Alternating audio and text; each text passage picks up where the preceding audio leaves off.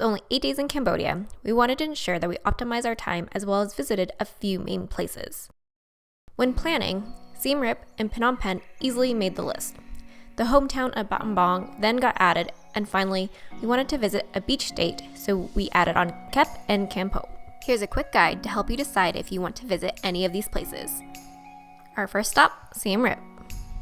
Like most visitors, going to Siem Reap was a priority for the trip.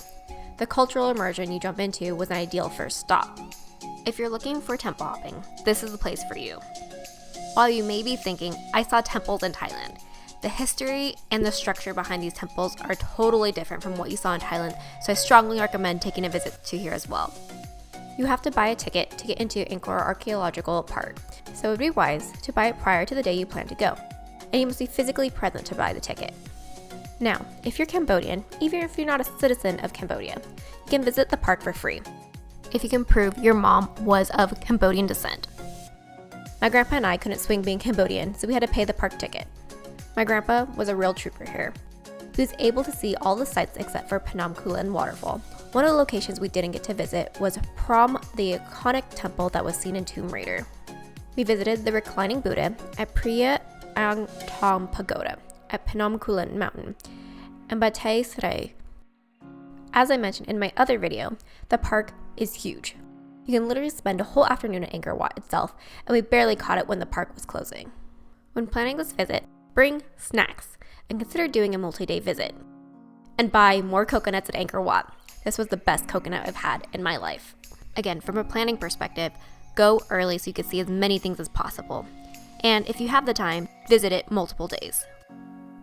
I do my best to always catch sunrise whenever I visit someplace, so make sure you squeeze this in as well. And visited one of Siem Reap's many coffee shops. And don't forget to bring cash, whether it's US dollars or converting it to Cambodian riel. Thankfully, most places do accept US dollars. To close out the first leg of our trip, we stopped by the floating village. Let's be clear, it's a village and not a market. While there's an ongoing feud between Cambodians and the Vietnamese of what it takes to become a citizen, no one can deny this way of living is less than ideal. It's definitely an eye-opening experience, and I'd recommend skipping through this if you're thinking it's a scenic boat ride. Rather, it's a tour of the conditions of the people floating on the river. If this is a must-stop for you, make sure you find a boat company that actually gives to the people on the river and not someone who's trying to scam you. So we left Siem Reap and made our way to Battambang.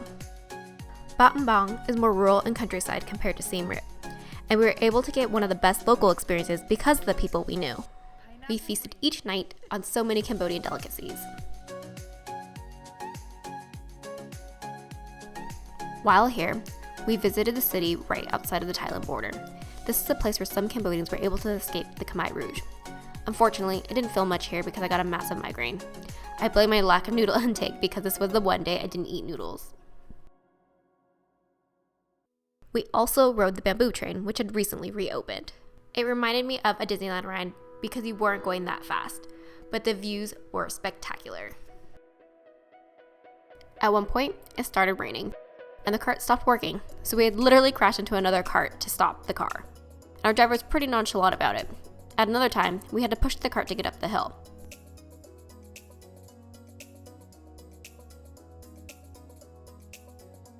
Before leaving to our next destination, we had more noodles, of course, and I had the best Thai tea or Cambodian tea here at this noodle place, and I'm so bummed I didn't drink more of it. Battambang is also known for bat caves and sites dedicated to the Khmer Rouge, so if you're looking for a more low-key, local experience, stopping by Battambang might be a stop for you. Our next stop, Kampot. Keep in mind, it is an 8-hour drive directly from Battambang to Kampot. So alternatively, you can stop by Phnom Penh and then make your way down to Kampot, or it might not be a stop on your agenda. We saw a lot of interesting sights along the way, like some of the biggest potholes I've ever seen, cattle taking up the entire road, or the factory workers piled up in the back of a truck.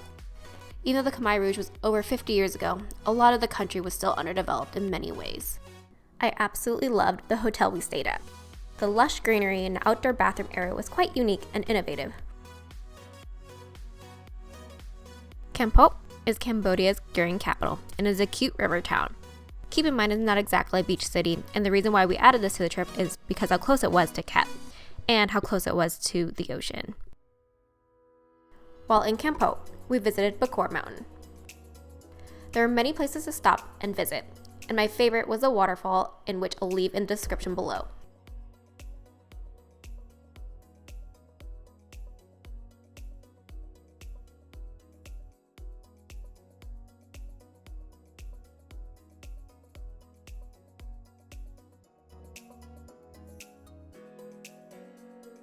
We ultimately ended up at Pattaya Beach, where you had to pay for entry, but seeing sunset at this location was well worth it.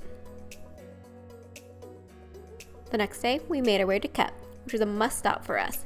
The fresh-caught seafood right off the pier was a seafood lover's dream. Thank you, Mark Weens, for sharing this place with the universe. So our last and final stop was Phnom Penh, the capital of Cambodia. This was about a 3 to 4 hour drive between Kampot to Phnom Penh. Phnom Penh is just like any modern city, especially equivalent to Bangkok in Thailand, with a lot of city life including shopping, rooftop bars, and a lot of nightlife if that's your scene. You can get really good prices for really modern hotel rooms. So we're at the final stop of our trip. This is what the room looks like.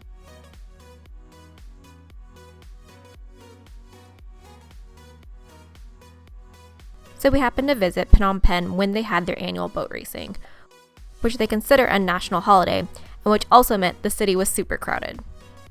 We did decide to venture into the city to see some of the main attractions.